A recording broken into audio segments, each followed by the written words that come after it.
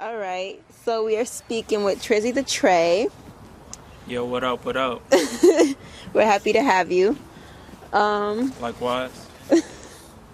You look very handsome. Okay, so I just had a few questions that I had some people, they wanted to know about you. So first off, we wanted to know what inspired your love for music? Like, where did it all take off?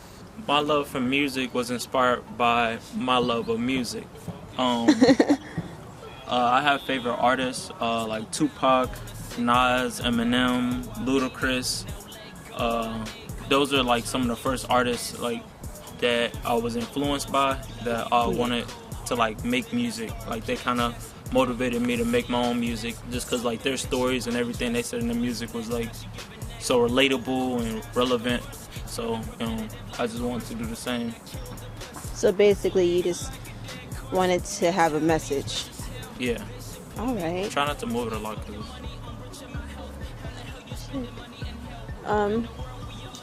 out of everyone you just named for us, who would you say you look up to the most musically and why? I would say I probably look up to, like, I mean, all the guys I look up to a lot, but like my favorite rapper is like Tupac. You know, that's a lot of people's favorite rapper. Classic. But a lot of people probably just say it just to say it, but I'm saying it because I mean it. Because I actually listened to all his albums. I listened to even his poetry that he wrote. I watched a lot of his movies. I'm a genuine fan of him as as a human. So, yeah, Tupac. Yeah, it's a beautiful person. If you could collab with two people, current, who would they be? Well, as far as like old school cats, I would want to collab with Juicy J. I feel like, I feel like he a real exciting rapper. Definitely. You know what I'm saying? He still got like the young spirit inside of him, even though he's like 40 something. You know what I'm saying? He's still turned up, and and honestly, he's better than a lot of the new rappers. Dudes that they ain't even hit 20 yet, or that's like 21, 22. He better than them. You know what I'm saying? He's still going hard. He got mixtapes that's still out, still dropping. You know what I'm saying? I just got the new one, download the new mixtape, Kraylan or something like that with the Jamaican colors. That mixtape dope. So yeah, Juicy J. And like as far as like newer artists, Logic. I listen to a lot of Logic. He's one of my favorite newer artists. Real lyrical. I relate to him a lot. I like his flow. I like his beat selection. So definitely Logic and Juicy J. Yeah, that would be a crazy hit. Where did the name Trizzy come about? How did that start?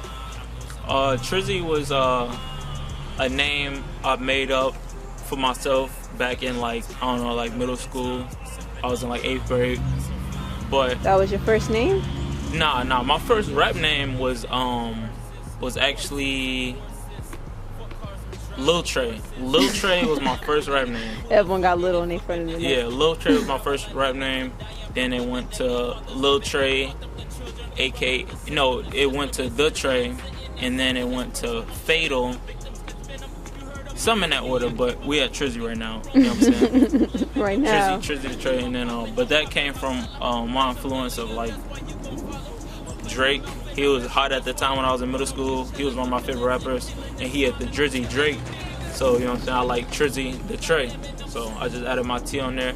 It's catchy, you know what I'm saying? I went with it. So it is what it is. True. I see a couple people trying to use it now. Yeah. There's always those perpetrators out there. What was your first published song that you can remember? My first public song? Yeah. My first public song was a song called Daydreaming. It was one of my biggest songs up to date. I actually had it on the radio. It was on TV. I performed it.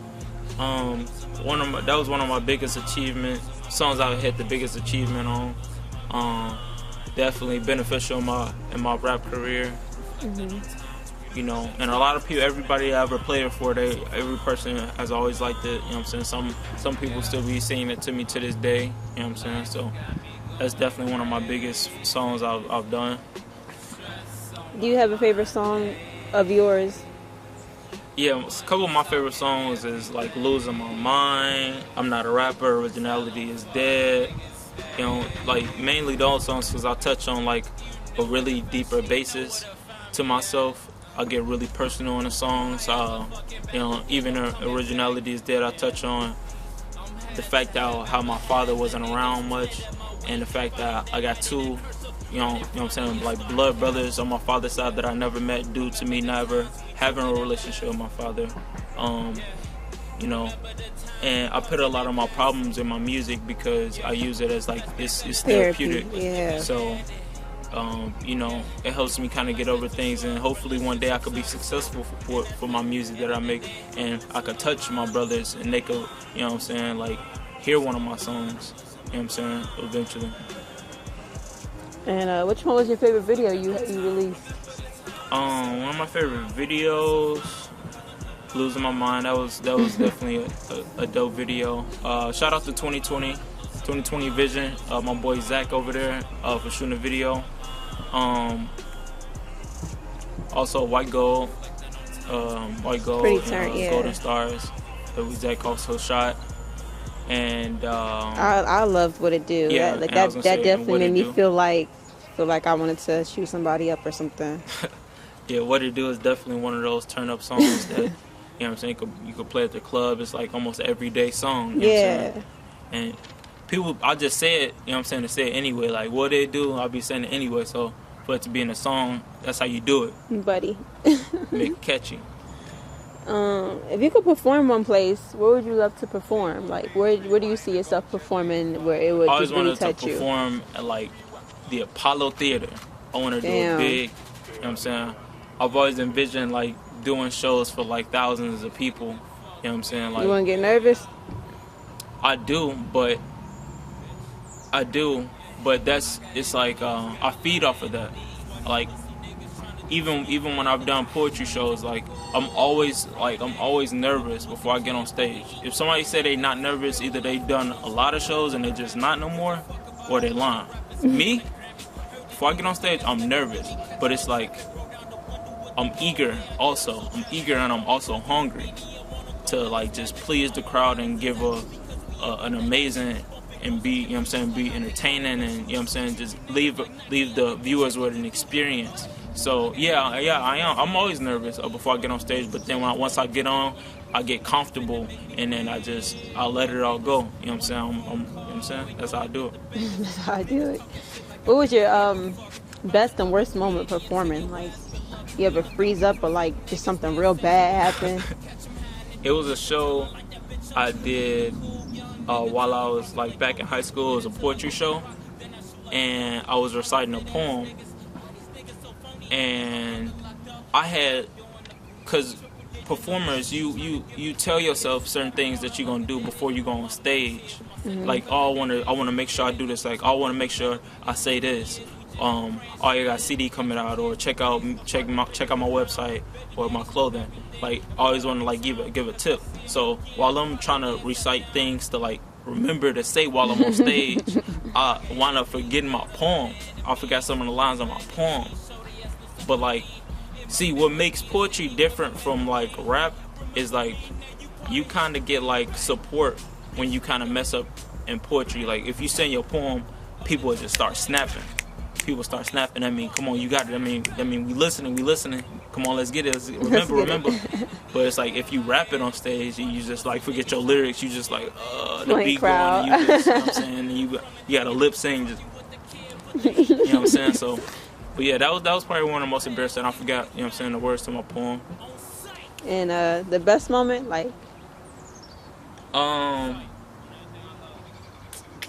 Yeah, one of my best moments is just like when I feel like I got people's attention, or like they know the words. Yeah, like they know the words, or like even after a show of any sort, I would have certain people come to me and tell me how certain things depicted and what I said touched them, and how it influenced them, or how they could relate to it.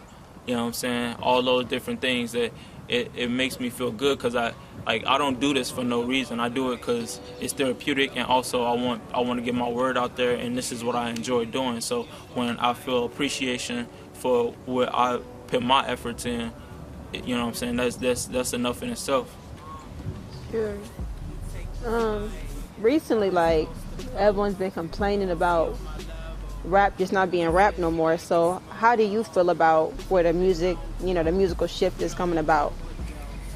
Well, I mean, honestly, it's a bunch of ways to look at it. I'm not one-sided. I never have been one-sided. So it's one way to look at it is the fact that everything is constantly evolving. Everything is constantly evolving. Yeah. You can't just feel like, okay, yeah, we had, you know what I'm saying, if we go back to like Tupac and Biggie and Nas, like the early 90s rappers, and just, you know what I'm saying, yeah, that was real lyricism, that was real rap, but like I said, it evolves, and you got to be down with the change, you know what I'm saying, and it's a wave that's going on, so you got to be down with the wave, and a lot of people not with the wave, either because they stuck in the 90s or the early 2000s, you know what I'm saying, something like that, so you got to evolve, but vice versa, the other way to look at it is a lot of rappers nowadays, they don't contribute to the origin of how rap was originated. You know what I'm saying? Like, real rap was like, you know what I'm saying, you actually getting on the mic, a decent beat, you know what I'm saying, maybe even having your DJ with you and saying some real, you know what I'm saying? A lot of these rappers out here, they don't be saying shit that's real. Mumbling. You know what I'm saying? They doing mumble rap. They just saying anything. With a dope ass beat. They trying to be funny. You know what I'm saying? And they just put a hard ass beat on there. They get, you know what I'm saying, Mike Will, Southside, TM88, you know what I'm saying, whoever make the beat, and just put it together. I mean, I ain't trying to hate on them, but it's like, have some respect at the same time. Do your thing, but be humble, show respect to the pioneers of it that really paved the way for a lot of people. You know what I'm saying? So, yeah. Yeah. And recently, you moved to Georgia from Indiana. So, how do you feel like that could advance you musically, if so? I feel like it's beneficial musically because obviously it's a lot more of a calling, and for like music out towards the South, obviously like Atlanta, Georgia, that's like, you know what I'm saying, like, it's just the spot for music, one of the main spots in the top 3 spots for music. Ain't nobody really checking for folks out in Indiana. You know, I did want to stay out there to, you know what I'm saying, make it big out there so I could shine some light on the city.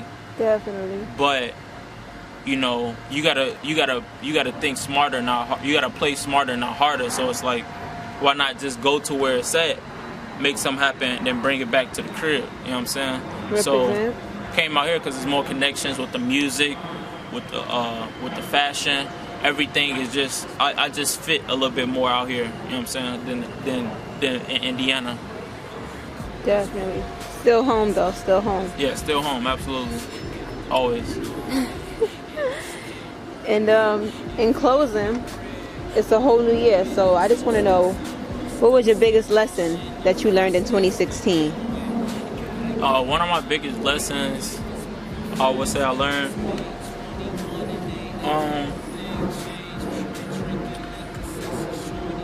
do everything for a reason. Like, you know, time that we have on life is very short, and it should be delegated to achieving a greater purpose. You know, and I'm still practicing what I preach. I don't got it all the way right, you know what I'm saying? But I know certain things that I could probably say that could spark the mind of somebody else and tell them something that they ain't never knew. So, you know what I'm saying? One of the main things I learned is just make use of your time while you got it, and just really try to make something happen. Always keep God first, you know what I'm saying? Keep God first. Keep the family, you know what I'm saying? Keep everything tight, because you need structure in life, you know what I'm saying? You don't want to be out here wandering and just lost. And your resolution for 2017? Everything I said, you know what I'm saying? Just get everything together, use the time, you know what I'm saying? Because I got a lot of talent, I don't want to waste it. You know what I'm saying? I absolutely don't want to waste my time. Yes. I just, you know what I'm saying, it's time to make something happen. Yes. Well, I'm very happy that we got to have you. Absolutely. And we're still waiting for the next mixtape or whatever. Just drop something for us. You know. Yeah, I got stuff on the website. You hold them back. Got stuff on the website, TrizzyTheTrey.com. Check out TrizzyTheTrey.com. We also got a lot of videos on YouTube. That's youtube.com/TrizzyTheTrey. Or, yeah, TrizzyTheTrey. I switched it. Not usually on Instagram or none of that stuff that much. More clothes coming soon. You know, videos coming soon. Everything. So stay tuned. New album coming soon? What's going on? Mixtape, yeah, we gonna get a DJ. We gonna get some DJs together. We gonna get some producers together. We gonna make some happen. KID, 1 and 2, SoundCloud. Also DatPiff. Check out my DatPiff. Everything is Trizzy the Trey. You could Google Trizzy the Trey. You know what I'm saying? And yeah, let's get it. Let's get it. All right, we loved having you. Hope to see you soon.